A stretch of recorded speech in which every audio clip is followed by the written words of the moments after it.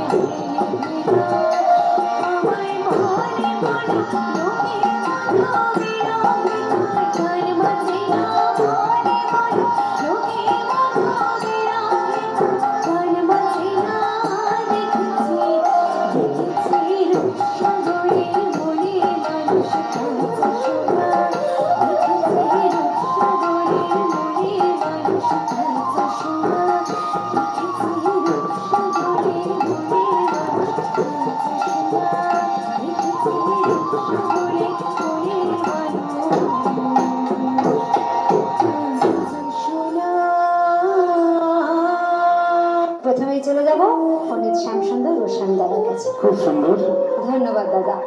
চলে যাব পণ্ডিত তুষার দত্ত দাদার কাছে। শুভেচ্ছা রইল তোমার। ধন্যবাদ দাদা। চলে যাব ডক্টর শান্তা দাস দিদির কাছে। হ্যাঁ মোনালি, খুব ভালো হয়েছে। ধন্যবাদ দিদি। ধন্যবাদ মোনালি, তোমাকেও। সময় হয়ে গেছে আমাদের যমুনা টিমের প্রত্যেকটি প্রতিযোগীকে। এবার সেই সময়, সেই গুরুতর সময়, সবার মনের ভিতরে একেবারে হার্টবিট বেড়ে গেছে। তো গেছে নাকি যায়নি? গেছে। শুনতে মনে হয় আমিও পাচ্ছি পাশ থেকে। তাই জেনে নেব দেরি না করে আমাদের বিচারক মণ্ডলীর মতামত। আজকে প্রথমে জানবো কারা কারা আমাদের সঙ্গে থাকছে, তারপরে জানবো কারা কারা থাকছে না। আমি একটা নাম বলছি প্রথমে, প্রিয়াঙ্কা ভৌমিক। জোরে হাততালি প্রিয়াঙ্কাদের জন্য। আমরা পেয়ে গেছি আমাদের প্রথম প্রতিযোগী, যে চলে যাচ্ছে আমাদের সঙ্গে পরবর্তী পর্বে, নির্ঝরা ভট্টাচার্য। আমরা পেয়ে গেছি আমাদের সঙ্গে দ্বিতীয় প্রতিযোগী যমুনা গ্রুপ থেকে, যে চলে যাচ্ছে আমাদের সঙ্গে পরবর্তী পর্বে, মোনালি রায়। আমরা আরো একজন যমুনা গ্রুপের প্রতিযোগী পেয়ে গেছি, মোনালি রায়, পূর্ব মেদিনীপুরের পটাশপুর থেকে। কৃষ্ণাশ্রীগণ। আমরা পেয়ে গেছি আমাদের 4 জন প্রতিযোগী, যারা আমাদের সঙ্গে চলে যাচ্ছে পরবর্তী পর্বে। যার জন্য আরো একটা নাম এর মধ্যে থাকবে, সেফ হবে, সেটা হচ্ছে সৌম্যদীপ পরমাণিক।